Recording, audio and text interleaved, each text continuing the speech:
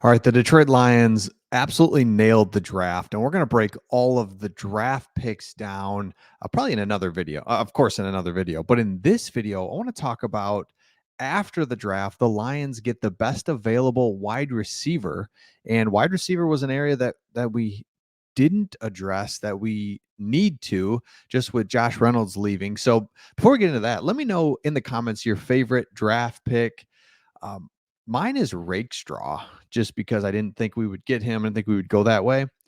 Love adding another corner to that room. I mean, because I was thinking about the Buccaneers game. We are at home, the playoff game. We're at home. Offense is just humming, and we just cannot put those guys away. Baker Mayfield just keeps going down the field. We ultimately win. Defense puts it away, but that's the example of like the secondary. So I know there's a lot of talk about the pass rush that we didn't address that, but that's because I was watching it. Baker Mayfield just drops back, throws it. It's like their pass rush couldn't, it's one or the other. Gotta improve both. So pass rush is going to improve now because the secondary is better. Secondary would have improved at the pass rush. So it's fine. I'm just glad that we're addressing that. So let me know in the comments. Okay, here it is. NFL Network put out they ranked the undrafted free agents. Wide receiver Isaiah Williams from Illinois. The Lions get him, and this is big, right? So undrafted free agents, you don't want to make a too big of a deal out of it, but you do when you get the best one in that position group. I think there's something to be said there. So that kind of says like this is a 6th or 7th round, maybe I don't know, of a 5th round, but it just says that this is a draftable dude that just didn't get drafted.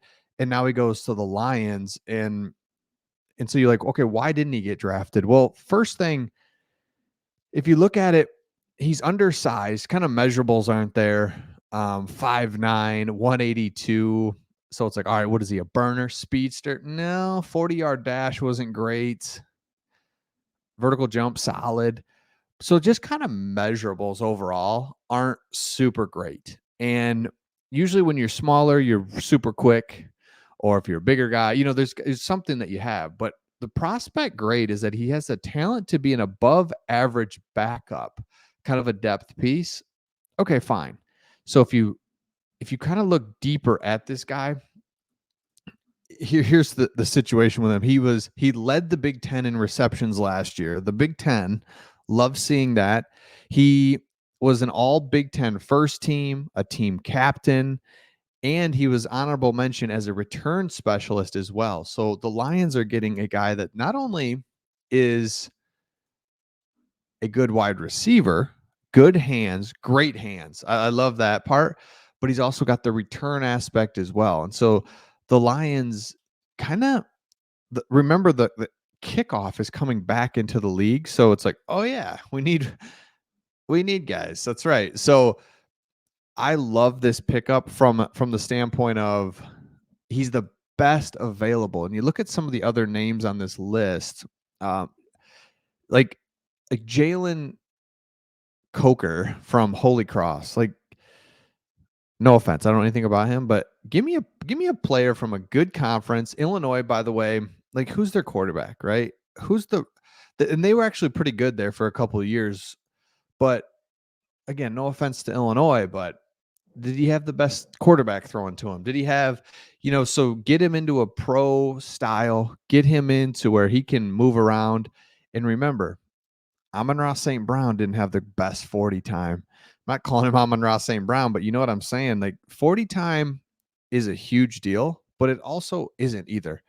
So I love finding these little diamonds in the rough that maybe because of one stat or one thing here or there, they just get overlooked by everybody. You take them and they've got just a different level on the field. And this is a guy that does that. So at Illinois, and I remember this guy was just like, just kind of just gets open. And that's what we see more and more in the NFL. And there's a graphic. I wish I could find it. I should have saved it. But it was a chart showing basically if you're on the right side of the chart, you get open, you get separation. If you're on the left side of the chart, you don't get open and get separation. And they did some different metrics. It wasn't just on your receptions or your yards. It was literally spacing at 3 seconds after the ball is snapped 5 seconds, 10 seconds. And so you just have to go with me and believe me on this. But basically, when you looked at this chart, all of the good wide receivers were on the right side of it. Amon-Ra St. Brown. And then on the left side was guys like Quentin Johnston of the Chargers, right? Cannot get separation. So it doesn't matter your size, it doesn't matter your measurables, it doesn't matter your athletic ability. It's your technique, your ability to get open and create separation for your quarterback to hit you. And that's where the NFL has really moved. Before it was like, can you make contested catches? That was always a big deal.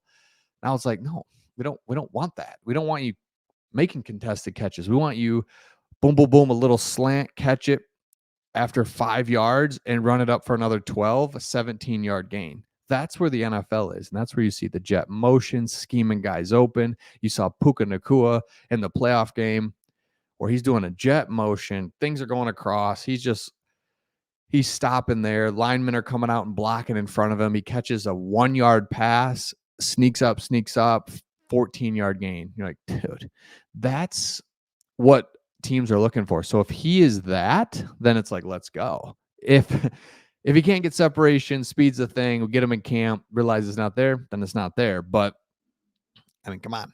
All right, little sneak peek into the next video that's going to be coming out is kind of the draft grades are coming out from NFL analysts. And man, the Lions nailed it. So NFL analysts look at this and over half of the analysts had Detroit with a top 10 draft class this year. And I just don't think we can take this for granted. You look at teams like the Falcons who signed Kirk Cousins, then they go out and shockingly draft a quarterback that some weren't even sure was one of the better quarterbacks. I mean, he was, but it's not like he's a generational talent that you had to have, whatever, right? They draft Michael Penix Jr. Like, how just disheartening is that for a fan when you're trying to win, trying to be better, and you draft a backup quarterback at number 8 overall or whatever? Really bad moves. I saw that in 2010, the Lions drafted, 2016 in the 6th round, we drafted Jimmy Lands, the long snapper in the 6th round, who was just an undrafted free agent. You just pick him up later. Where here, Brad Holmes makes 2 incredible moves in the 6th round to really solidify and round out the draft. So here's what PFF had to say. They continue to rebuild the defense. They're ranked 30th in coverage. Rakestraw, the 46th ranked player on the PFF big board, is a physical cornerback who excels in zone coverage. He posted an 85. So he excels in zone coverage. He actually excels in man-to-man too. We can prove that later. He posted an 85 PFF zone grade. So his zone grade is good, but we do play a lot of man, and I saw that his man grade cover backs that up. The Lions have completely revamped their cornerback in just one offseason. Love it. The Cam Sutton thing is just a blessing in disguise for the Lions because he just was completely lost the last half of the season, and it was just killing us because he's not good. Jerry Jacobs can't even get on the field anymore. Vildor, you just pick up off the street, man. Thanks for everything you did, but good night. He can barely, he's hanging in there for us. He's our only corner that we've got. And then you've got Will Harris coming off the bench, who you can't bring off the bench. Otherwise, they're going right after him to what we have now. Are you kidding me? So love it. More to come on this, but the best available wide receiver goes to Lions. Let me know your thoughts in the comments, and we'll see all of you on the next one.